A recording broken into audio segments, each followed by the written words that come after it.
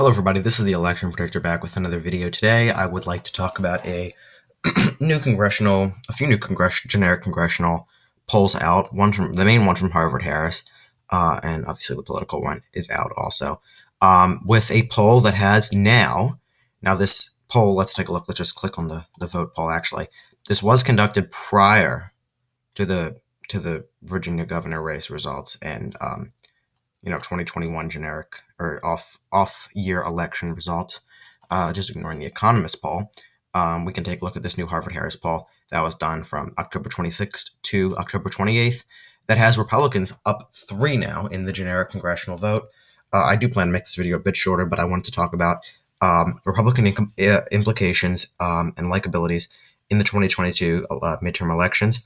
And as in if I believe that there will be a red wave come 2022 for the Republicans. I do plan, as I mentioned in previous videos, very soon to come out with maybe even today or tomorrow, to come out with a video that will go over the 2024 presidential election between the most likely candidates in my mind, and the 2022 Senate election prediction and 2022 governor race predictions. Now, I'm not as familiar with governor races. I might try and go over that, but I'm more focused on the Senate and presidency anyway. But anyway, I wanted to talk about this new poll. Republicans up 3 now in the generic congressional vote. I also wanted to talk about how in previous elections we have seen that the polls that have the Democrats up always tend to lean much more to the left, and actually the results tend to be much more to the right. So a lot of these polls, you see NBC News, Wall Street Journal, when you look back in 2020, now I can't actually access those polls, I believe. When you look back, a lot of the polls had the generic congressional vote Democrats up like 10 points, and it did not end up being like that. It ended up being really about 4 points. So I would consider in my mind, when looking at these polls, I would even move this generic congressional vote more and more, not more and more, but slightly more to the right. And I would say that the NBC News, Wall Street Journal probably has Republicans up about 2, I'm sure that they got those results, the way they did, but I'm sure that the actual number is Republicans up 2 in regards to that poll. Harvard-Harris may be more accurate, maybe Republicans up 4 or 5 maybe. But when I look at these polls, and when I look at a lot of polls, aside from ones that come out of Arizona and Georgia, which tend to actually lean slightly more to the right, unless the pollsters have somewhat adjusted to that, but not so much. But when you look at the generic congressional polls and other state polls, presidential and whatnot, I tend to look at them and move them even more to the right. So looking at the Harvard-Harris polls and the other polls, and obviously the RCP average, ignoring the Economist YouGov poll, which I see more as an outlier, Democrats only up 1.1 points, and I would move that more to the right. I would say that would be Republicans up around 2 points at the moment, because these polls are actually tend to continue and have done this for years now, elections after elections after elections, lean much more to the left. So I think that you need to take that into account. Now, we can talk about this vote swing this has occurred out of much of it was not like this for Republicans. The Republicans were not in this position last April. Republicans were not in this position in June. They have only recently come into this position, and it could be a momentarily upswing for Republicans as they come off of the win of a big win in Virginia and a very close election in New Jersey that definitely got the Democrats a bit scared. But this could be here to stay, and this could be here to stay for Republicans if they continue to use this to win elections. When we talk about education issue, now when we look at the education issue, it was not solely Glenn Youngkin. Now he ran mostly on that issue, critical race theory in schools. But what you have to look at, it was more of a grassroots foundation that kind of spread across the entire country, where parents went up to the board meetings and basically just ranted against the board. That got a lot of people in uproar and angry at the school boards for doing certain things and for implementing certain things for children to learn in the schools. And you saw, frankly, videos not just from Florida or Virginia, not Florida actually, but from Virginia and others, like mostly Virginia actually, where this was the main epicenter of it. But you saw it from California, you saw it from New Jersey, you saw it in a lot of toss-up states, you saw it in North Carolina, in some of the East Coast, New Hampshire. You saw it basically across the country. And this was something that, in my mind, was the biggest key factor of how Republicans won this election a few days ago, honestly, yesterday, or I guess 2 days ago. And this is an issue that they definitely need to use come 2022. I frankly don't think that the economy is an issue that most Americans care about at this point in time. I think that Republicans have been using this issue of, oh, we need to worry, or let me just exit out of this ad because it's annoying me. Oh, the debt is too high. We're spending too much money. I don't think that people actually care about those issues. When people say, oh, I'm going to lower taxes, Republicans do this, or that's how Republicans have lost elections in the past. Now, if they go down that route, I think that Democrats actually could do better than expected come 2022 midterms.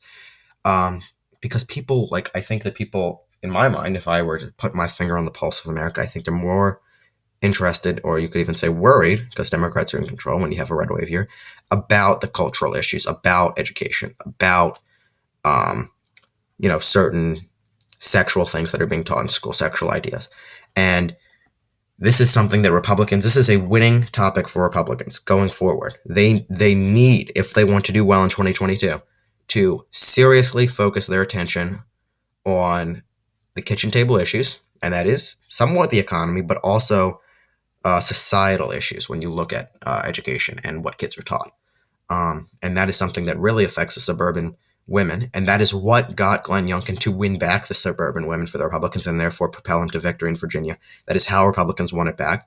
If they see a future without Donald Trump, they cannot elect or nominate Republicans like Mitt Romney, who lost, or John McCain, that just focus on the economy. And, while a lot of the Republicans that are very traditional, and that is, the Republican Party is a traditional party, saw the Democrats as completely changing society and completely affecting all norms that were set up prior, in the centuries prior. And that's basically how they saw it. And the Republicans really need to dive into that. It's a winnable issue. It can convince independents and suburban women, obviously, that we saw from this. And actually, a lot of, as we saw, slight increase, but it was an increase in Hispanic support for Republicans, Asian support for Republicans in 2021, which was an enormous increase with Asian people in supporting Republicans. Now, Democrats still got the majority, but it was a significant increase. Suburban women, and a slight increase with Black people. This can work. This topic and campaign can work all styles.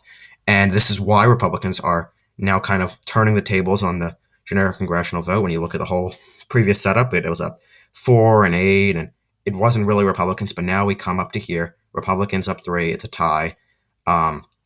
It simply is narrowing up. And that is because of the ideas that the Republicans are putting forward at the moment, and they are winnable ideas if Republicans focus on the economy, which is, they can focus on it, but if they only focus on tax cuts and the debt and inflation, they're not going to win the election. They're simply not going to win the election, because people could frankly care less about that when it comes to in their minds, and I think in the progressive minds, liberal minds, Republican conservatives, all of their minds, much more important of how the society is going to run. So Republicans need to focus on that if they want to win back the House and Senate in 2022. At the moment, they're in a very good position, which is why my next video may have them doing particularly well in 2022 and maybe even 2024. But there is a ways away from those elections, and lots can happen. And Republicans need to make sure that they are focusing on that. If they don't, then you will not see me predicting Republicans to win or a significant advantage. But anyway, that's pretty much what I wanted to go over. Tell me what your thoughts in the comments below. How do you think Republicans can do well, or Democrats can turn their luck around and actually do well in 2022? And what do you think of these new polls where Republicans up 3 in the generic congressional polls and whatnot? Anyway, make sure to subscribe to the YouTube channel. We are at 179 subscribers. Let's get it up to 200. That'll be awesome by, I don't know, let's say the end of the month, or maybe even November 20th by Thanksgiving. That'd be awesome if we could get up to 200. I'd definitely do something cool for that and like the video. I also plan to do a video going over the exit polls in Virginia when you look at the different demographic groups and whatnot, because I always find that interesting to see, what Black support was, what women's support was, men, white men, Black women, Hispanic, Asian, you can go on. But anyway, thank you guys so much for watching. A lot more to discuss going forward. I plan to continue making these great videos, so make sure to subscribe, because more great videos are going to come out. Anyway, turn on the notifications, and thank you for watching. Have a great day.